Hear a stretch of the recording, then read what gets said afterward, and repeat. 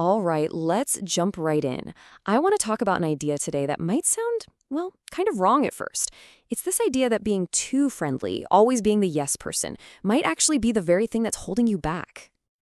Wow. Okay, that's a pretty intense statement, right? But listen, this isn't about becoming a jerk or being mean. Not at all. It's about seeing a pattern, a kind of self-sabotage, where your inability to say no isn't making you a better person, it's actually shrinking you. So let's just ask the tough question right here at the start. Are you, right now, trading what you're meant to do in this world, all for the temporary feeling of being liked? It's a really important thing to think about as we go through this. So many of us get caught in what I call the kindness trap. You know, it starts from a really good place, wanting to help, but it ends with you just buried under a mountain of everyone else's problems and priorities. Let me share a quick story that just nails this. Just picture this. It's 2 in the morning, you're sitting alone at the office, finishing up some project that isn't even yours. You miss dinner with your family again, and that dream you have, the one you're so passionate about, it's just sitting in a notebook, collecting dust. For me, that was the moment it all clicked. This wasn't kindness, it was just foolishness. Every time I said yes to them, I was saying no to my own life. So what's the real price of always saying yes? Well, it is incredibly high, and it usually drains you in 4 specific, painful ways. Once you see these patterns, you can start to break free. First up, just sheer exhaustion. You've heard it a million times. You can't pour from an empty cup. But we try, don't we? Then comes resentment. It starts as this tiny, quiet voice of frustration, but it grows and grows until it poisons the very relationships you were trying to save. Third, you lose respect.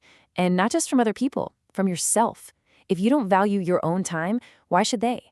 And the biggest cost of all, your destiny. Your purpose gets completely lost because you're too busy living for everyone else. Okay, this is so important to understand. There's a massive difference between real, genuine kindness and just letting yourself get taken advantage of. See, true kindness comes from strength. It's a choice you make, and it actually energizes you. People-pleasing, on the other hand, comes from fear. It feels like an obligation. It drains you completely, and then you end up resenting it. It's all about the why behind what you're doing. So how in the world do we fix this?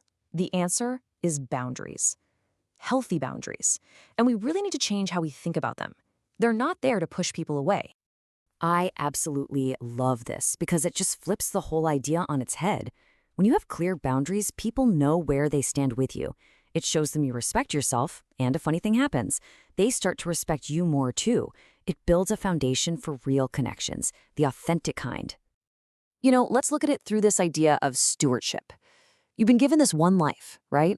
A unique set of gifts, a limited amount of time, a specific purpose. Protecting those things, that isn't selfish. That's your job. It's about being a good steward of the one life you've got. And the single most powerful tool you have for building those boundaries, for being a good steward of your life, is a simple 2-letter word: no. That little word is the key that unlocks the door back to your own life. Let me tell you about a guy named Marcus. He was a brilliant dude, but he was absolutely drowning. Pulling 80-hour weeks at work, his weekends were totally swallowed up by obligations he felt he just couldn't refuse. And his big dream, starting his own company, not a chance. He was the classic people pleaser. But look at this transformation. Year 0, he's overwhelmed, he's unfulfilled. Then, in year 1, he starts. He learns to say no to the things that don't matter. And by year 2, he's quit his job and is running his own successful company with 15 employees. The connection is crystal clear. Saying no created the space for his real purpose. And here's the real lesson from Marcus's story. The people who genuinely cared about him, their relationships got stronger. They respected him more. And the ones that faded away, well, those connections were only based on what he could do for them anyway. They weren't worth keeping. Let this one really sink in. Saying no isn't an attack on someone else. It's an act of defense for yourself. It's you standing guard over your time, your energy, and the important work that only you can do. Okay, so we get the why. It makes sense. Now, let's get down to the how. Here is a super practical 6-step plan you can start using to take your life back. Let's run through these. 1, know your purpose. Write it down. You can't defend a territory you haven't mapped out. 2, audit your commitments. List out everything you say yes to and ask, does this serve my purpose? 3. Practice saying no. Literally have a script ready. I'm not able to take that on is a complete sentence. You don't owe a huge explanation. 4. Start small. Practice on low-stakes stuff first. 5. Find your people. Surround yourself with those who get it and respect your boundaries. And 6, this is a big one, celebrate your progress. Every time you say a healthy no, that's a win. Let's look at one more quick story. This is Sophia. She was a community organizer, a total helper, but she was completely burned out, spread way too thin, saying yes to every single committee, every cause. Her impact was actually getting smaller because her energy was scattered everywhere. And this was her big light bulb moment. She realized that by trying to be everything to everyone, she wasn't really being effective for anybody, least of all herself. Being busy isn't the same thing as making an impact.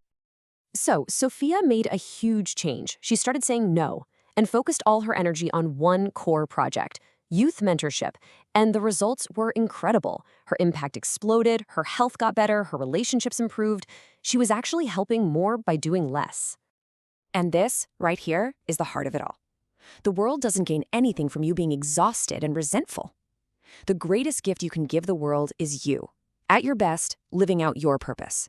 And that takes focus. That takes saying no. So I'll leave you with this one final thought. After this is over, I want you to seriously ask yourself, what is the one no that you need to say, maybe even today, so that you can finally start saying a bigger, more important yes to your own life?